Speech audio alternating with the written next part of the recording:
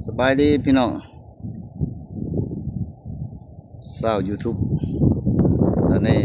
บ่าวลาวบ้านนาด้วยลาวบ้านนามากับพันเถาคือเก่าพี่น้อง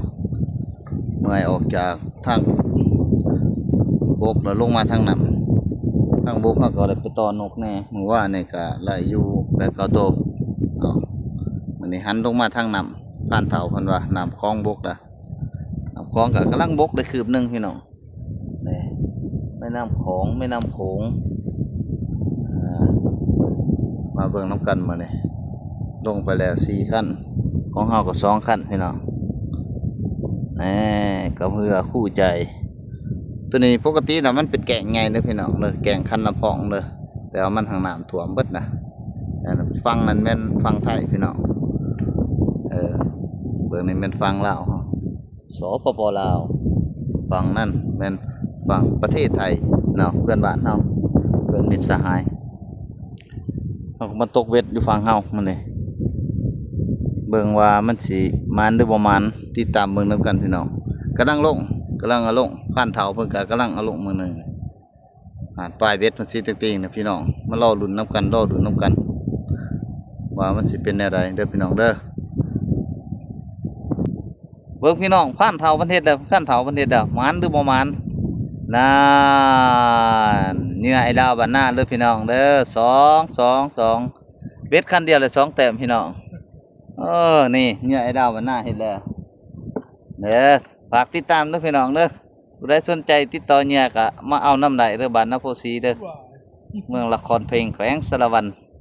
ราคาเป็นกันเองพี่น้องเฮ็ดไว้อยู่ทงละโลเนี่ยเฮาเห็นบ่พี่น้องแน่นอนหลายบ้านเฒ่าอันนั้นเด้ครีมเฮาก็มีได้อยู่หัวเหือเห็นบ่อยู่หัวเหืออันนั้นมันไหนเด้อจับมาให้คนแน่ครีมในหัวเหือโอเคติดตามจนในเฮาก็สิเอาอีกคือกันนี่เฮายังบ่ทันเอาขึ้นพี่น้องมันตึกอยู่นี่มันตึกอยู่ในมืออยู่นี่สูนอยู่2 บาทมันสูนอยู่พี่น้องมันสูนอยู่ผ่านเฒ่าประเทศไปแล้ว2 แต้มบาทแรกแน่นอนหลายพุ่นยกเบิ่งผ่านเฒ่าให้มันทุ่งแห้งพี่น้องโอ้ผ่านใหญ่เพิ่นขึ้นมาเมื่อที่พี่น้องก็ได้มันตอนมันเที่ยงพี่น้องพักผ่อนกินข้าวก่อนงานมันเที่ยงพักผ่อนกินข้าวก่อนกินข้าวผ่านใหญ่เพิ่นขึ้นมาเที่ยงหน้าหน่อยข้าเจ้านี่ยิ้มหนุ่มคลองพี่น้องผ่านใหญ่เพิ่นมาบ่ปิ่งร้ายปิ่ง2 ตัวโอ้ตายแล้วประหยัดขนาดเลยเอาให้มันหมานสมกันกับเพิ่นประหยัดเด้อพี่น้องเด้อสร้างประหยัดขนาดปลามันผักเทียงในพี่น้องเฮากะรอบเทียงมันเบรกเฮากะอันน่ะโอ้ยมันม้วน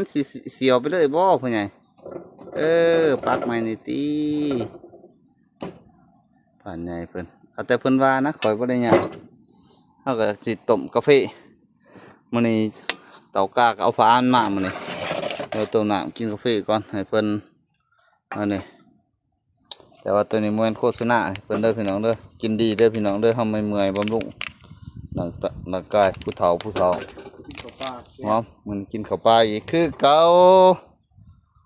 มีเถียงหน้าหน่อยเขาเจ้าดูพี่น้องเด้อเถียงผู้ใดขออยู่นี่เด้อโอ้สวนมันบ่ฮู้ว่าเขาเจ้างัวเข้ามาบ่พี่น้องพูนงัวพุ่น